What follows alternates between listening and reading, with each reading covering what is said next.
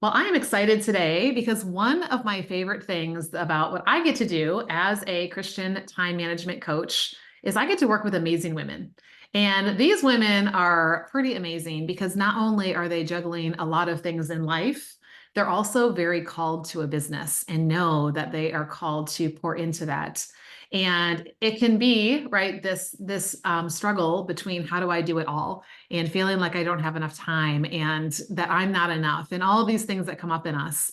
And so one of my favorite things about coaching is I get to watch the transformation that happens as really God is the one who brings this shift first in our hearts, right? And then in our calendars. And then we start seeing the fruit in our business when we go to Him and we take that truth that He gives us in His word and we combine that with time management tools and apply it to our lives and businesses and really start seeing changes and growth happening. And it's really exciting to see that. So I've invited my client and friend, Danielle Foxx, to share about her journey inside the Redeemed Midlife CEO experience. So welcome, Danielle. Thank you for having me here, Lissa. I'm so glad to be here. Well, I am glad to be here, and you and I get to hang out and have been hanging out for a little while, and we'll get to that part of the story in just a minute. But my listeners probably have not gotten to know you yet. So let's start off with, a little bit about who you are, kind of thinking in two places. One, tell us about you and your business. What is it that you're called to? Permission to brag, about what God has uniquely gifted you to do and how you're doing this in a way that's different from others. And then we'll look at what life holds outside of that. Well, I am Danielle Foxx, as you said, and I offer financial administration solutions specifically to solopreneurs and nonprofit leadership. But I feel that God has called me to take a little bit of a different approach in that a lot of bookkeepers and advisory people that you might go to, they're going to talk to you a lot about your profits and how do you plan for growth. And I feel like as Christians, we really need to be planning not only for that growth, but also for generosity. And so when I work with my clients, we're going to have those conversations about what does it look like to build in plans to give with purpose and on purpose as part of your business. And so that's kind of the approach that I like to take. And when we work with clients, those are the conversations that we tend to have.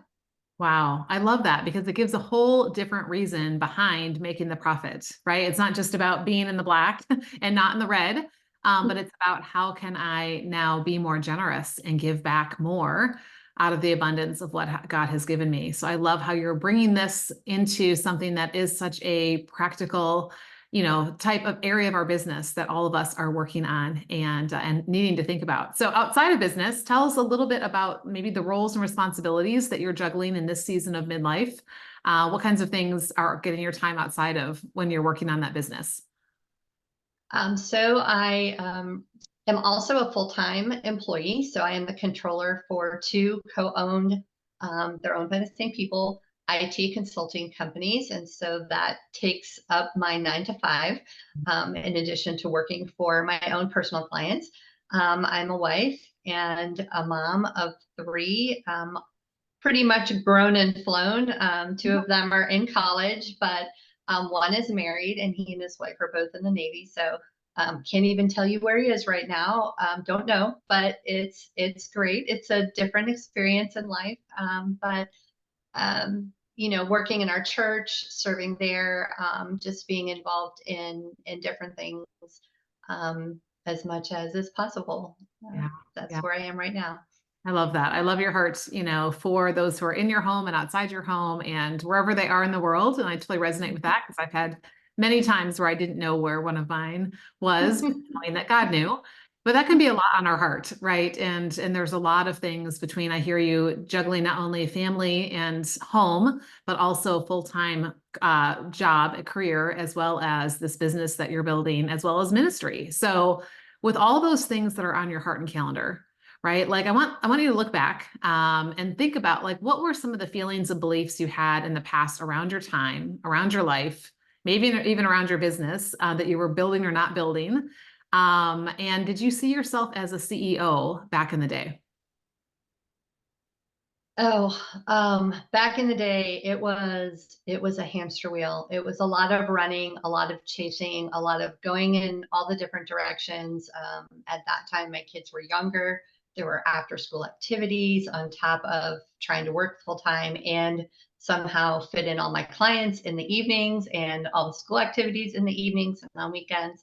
And I felt a lot of overwhelm, a lot of exhaustion, and not really, I did feel like CEO in a way, in that I was responsible for it all. All of the business responsibilities fell on me, for my personal business, and then, just juggling that with the other things. So I felt like a CEO, but I didn't feel like a successful CEO for Mm, sure.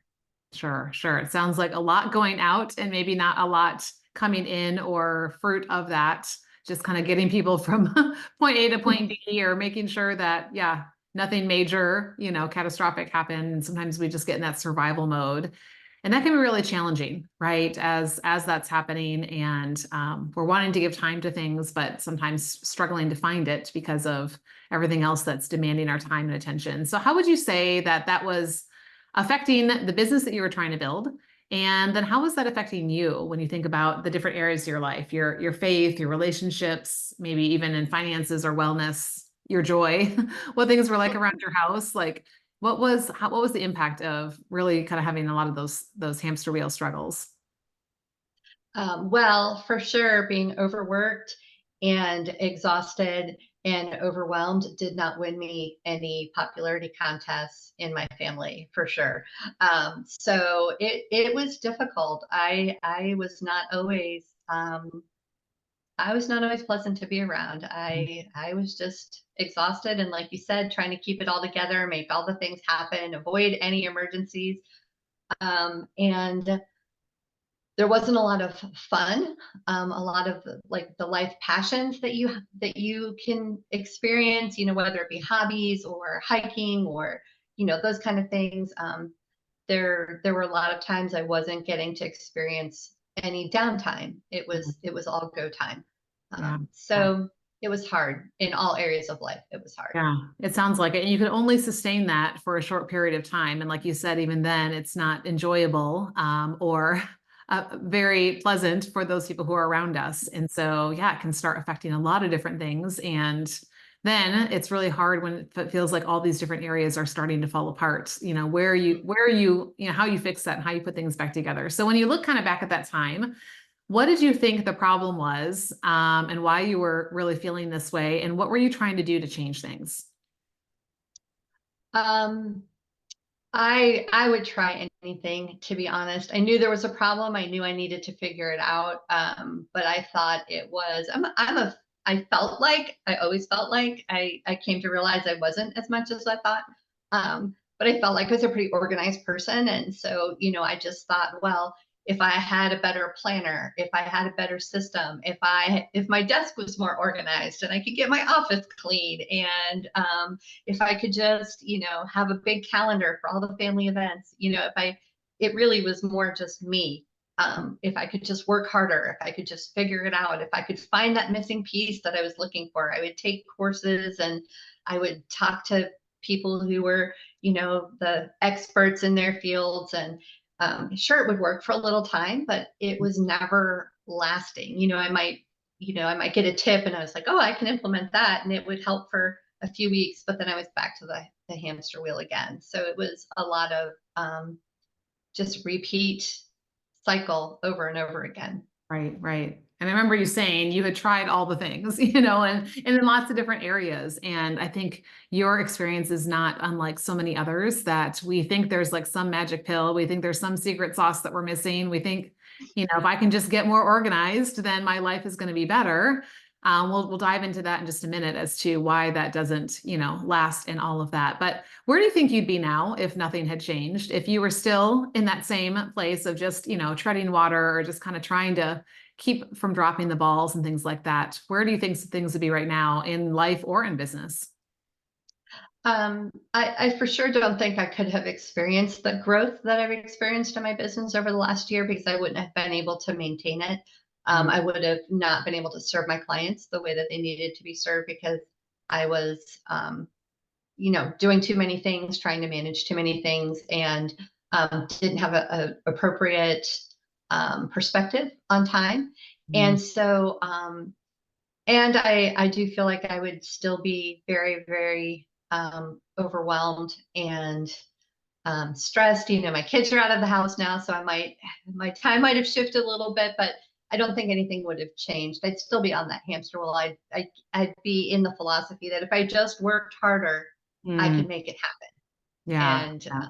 Yeah. And there's only I'm so glad I'm not. much capacity that you have time wise, energy wise, just bandwidth wise, right? Mental load, only so many things that we can hold and do. And at some point, yeah, things start not working or working against us and that type of thing. So I'm so glad that you're not there anymore. And I know that the Lord has been a part of this process. So what was the point at which you knew something had to change? What was the point at which you're like, okay, this can't keep going on. And I really want to see something different. I don't know that it was a specific point in time. I think it was a gradual Mm. coming to that understanding. Like I realized I can't keep doing it this way. And I think that's why I was looking for all the different things. And I was searching for that magic pill, like you said, that was going to make it all better because I knew it couldn't keep going that way, but I didn't know what else to do. And Sure. so I think it was kind of just a gradual realization more than a point where I just collapsed and said, I can't do this anymore. Yeah. It reminds me of the whole illustration of like the frog going in a pot of hot water, right? And if it was hot immediately, they jump out, but it's just like over time, it just keeps building and building and building. And it just kind of gets to that like, wow, how did I get here? And I don't want to stay here. So tell us a little bit. You and I were kind of talking about this before we hit record, about how God brought us together. I'm curious, like what intrigued you? What felt different? Because you've mentioned, doing different programs and planners and coaching and things like that. So what was different from what you had heard or tried in the past once we did kind of cross paths? Well, I did go back and I was able to find where we made that initial contact. And you had offered a mini course Mm. back in September of 2022. That's how far Mm. back it's been. And I, at that time, was in the middle of might as well try something else. If nothing I'm doing is working, might as well try the next thing. And so I signed up for that course and then immediately, I think things were the things you just highlighted a few things. It was a mini course, but your focus plan of how to start focused each month, and then the 4 Ds that you talked about, and the time blocking that was such a different approach to time blocking than I had heard before, Mm. and then the fact that it was all came from faith. Mm. When we had our conversations and we were in that mini course, you were sharing Bible verses, and it wasn't just it was practical tips we could use in our businesses, but it was all based on faith, on God's word, on scripture. And so I was able to take that piece of my life that probably, if I admit it, I had been neglecting at that time, and start to incorporate that more into my business. And I felt like that was a real shift in perspective from that time, and from interacting with you during that course. Yeah, you're right. It's those timeless truths, right? Pun intended. God says, who's the author of time, about how we should view our time as a gift from Him that is an abundant thing that He has put in front of us each day versus this limited resource that I have to figure out how to control or it's going to get away from me. And that changes everything about how we use it when we see it as that gift from Him. And, I love how you're bringing that faith piece into your business more through that and the different ways that you're investing your time outside of that as well. So you and I have been working together inside the Redeemed Midlife CEO experience, which is a 12-month program. And, I, have conversations with people all the time. And, a lot of different fears or concerns come up when thinking about investing in something like that. I mean, first of all, it's a financial investment. Sometimes it's like, wow, I'm already busy. I don't feel like I have time right now. How can I find time to, be a part of something like this? Oh my goodness, 12 months, like a whole year. Like, what's that looking like? what is my significant other going to say? What's the return on investment? Is this really going to work? Like I think that stands up in my mind for you, of just what you've looked at before and all the things you've tried and stopped or started or those types of things. So what were some of your initial fears or concerns before joining the Redeemed Midlife CEO?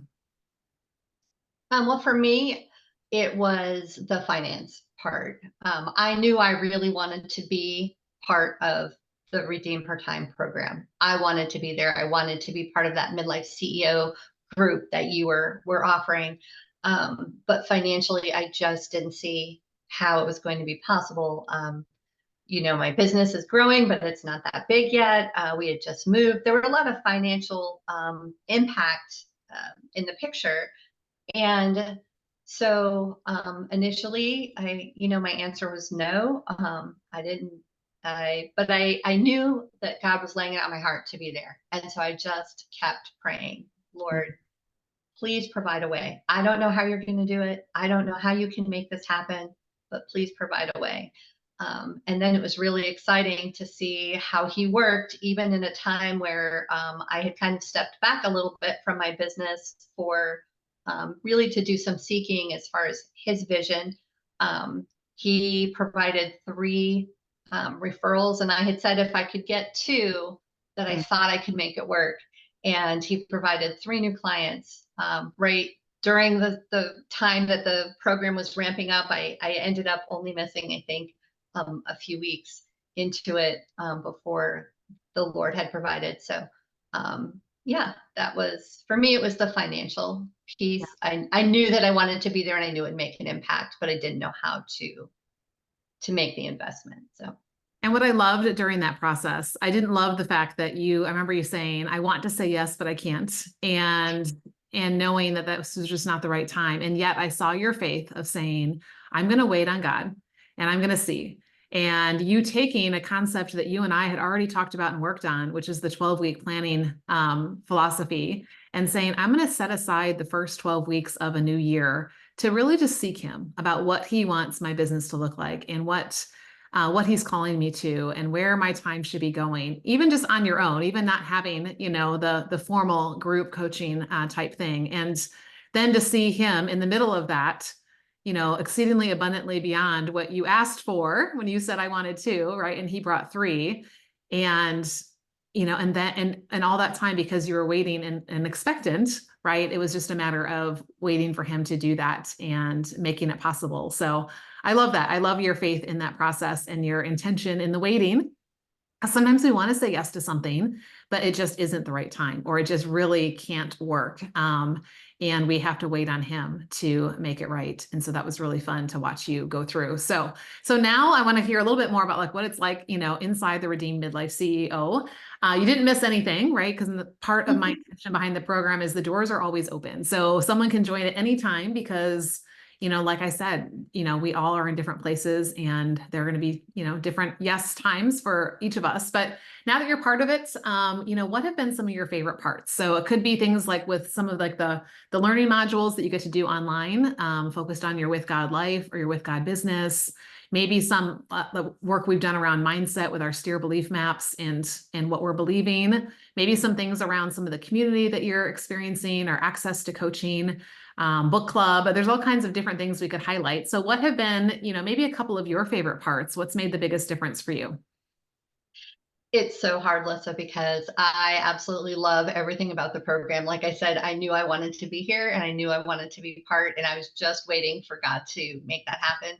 I love the community. I love the other ladies that are in this group and how we can all share the different things that we're going through, because our businesses might be different, but so many of the struggles or the things we need to learn, or the things that we're going through as far as belief, it's so similar, and we're able to encourage one another. Obviously, with your help as our mentor and leader. So I love the community. I do love the book club. I love to read. It forces me to take time. I actually put it in I time block for it now to have my reading so that I can read those things that I want to read, and continue to grow.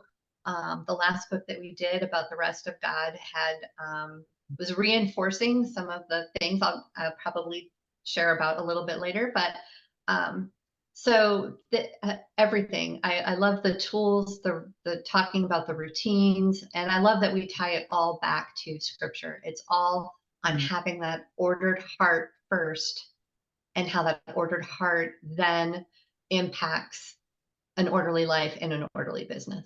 Right, because it does. It starts in the heart, right? It starts in here. We think it starts with our to-do list or our calendar, but that's why we keep ending up in the same the same boat. It's because we just keep trying to pretty up something that really is a reflection of what we're prioritizing in here. So I love that. And I love how you've really engaged in the community and not only, engaged on things I've put in there, but really initiating things inside of there and encouraging other people and asking, what can I do for you? What can I give you feedback on? What can I give you, input on? And that just, really shows a heart that's truly wanting to serve and grow and learn together with other people. So being part of that community and also having these tools and resources and coaching, like what have you noticed that has shifted or changed, during this time together? And what ripple effect is that having in your life or in your business? Well, there's so many things. I will try to keep it short. The first thing is my entire vision for my business has changed. And that's because I had a perspective of moving ahead, going forward, making all these plans, doing all these things, and then praying and saying, okay, God bless me. I'm doing all these things now. Bless what I'm doing. Mm. And through this program, I've learned that I need to be doing business with God. I need to be asking Him what is His vision? What are His plans? What's the direction He wants me to go? And then I need to align myself with that. So, first of all, the whole approach that I take to my business has been impacted through this program, which is just amazing. And then routines. I never had routines before. I mean, we all have routines, but I didn't have intentional routines around my business, around my day. And I have been able to incorporate those to have my quiet time on a more consistent basis every morning, because I have that refill time every day that I treasure, and I keep I keep that spot for it. It's an appointment that I make for myself with God, and keep it like I had an appointment with a client. And then um, just being able to the Sabbath rest, as I was talking about the book that we just went through, was something that I had been struggling with. I always thought, well, if I have to work every day, I have to work, because I do have two jobs. I work evenings and weekends. And so it was Saturdays and Sundays, work, work, work, work every day. And I really felt God convict me of that through this program, and through some of the conversations we've had, and other women, that, there's a Sabbath for a reason, and we need to set aside a whole day that is apart from the regular routine. And so I haven't been working on that one day a week, and sometimes it changes a little bit depending on what things we have going on, but I'm just taking that intentional time to rest, instead of feeling like if I just work harder, if I just work more hours, if I just work, just do it myself. And seeing that God provides when you do set that side of time for Him, set aside time for Him, He makes that time, the rest of your time, that much more productive. So a lot of impact. This program's had a lot of impact on my life. And I love that. I love the ripple effect that that's having, and it's us trusting Him with our time. It's us trusting Him with our business. It's, like you said, it's doing it with Him instead of for Him, which makes such a difference. Not just asking for the rubber stamp, but really sitting with Him and getting that bigger vision that's even bigger than you could have imagined on your own. It's been so fun to watch you walk through that process and to see Him provide, because I know your initial fears and concerns were on the financial side of things. And He brought those people, and now with this new focus you have and this new vision and how that's playing out, I know He's going to continue to bring more clients coming your way. So at this point, would you say it's been worth it? What kind of ROI? You're a finance person, so whether it's financial and measured or not measured, what kind of ROI are you seeing in your life or in your business? I definitely, it's totally worth it. I would recommend any midlife CEO would be part of this program for sure. And the return on investment, I would say even initially right now, probably is more of the non-financial. It's just really, it's in belief, it's in mindset, it's in vision of what the plan is for the rest of 2024. And I'm excited to see how taking the tools, like the practical tools, because we talk about faith and how we're having God centered hearts, so that we can do with God business, but we're also getting practical tools. We're learning about systems and technology and how to write a better lead magnet and all of those kinds of things. And so I'm excited to see where all of those things, the practical business aspect, is going to lead as far as the bringing on the new clients and those kind of things that will come down the road in 2024. Yes, I love that. It's the right mindset and belief coupled with the right tools that are, making the best use of our time. That's really going to produce the growth. So what type of growth are you looking to see over 12 months together? And what impact is that going to have on your life or business moving forward? Um, right now, I think a lot of the growth that I'm hoping to see, obviously, I'm excited to see the clients that God is going to bring my way through the tools that I'm learning through this program. But a lot of it is just the personal growth. You know, Even during the time that I've been working through business things as a midlife CEO, I really feel like the greatest impact I've been feeling to this point has been in my heart and in my life personally.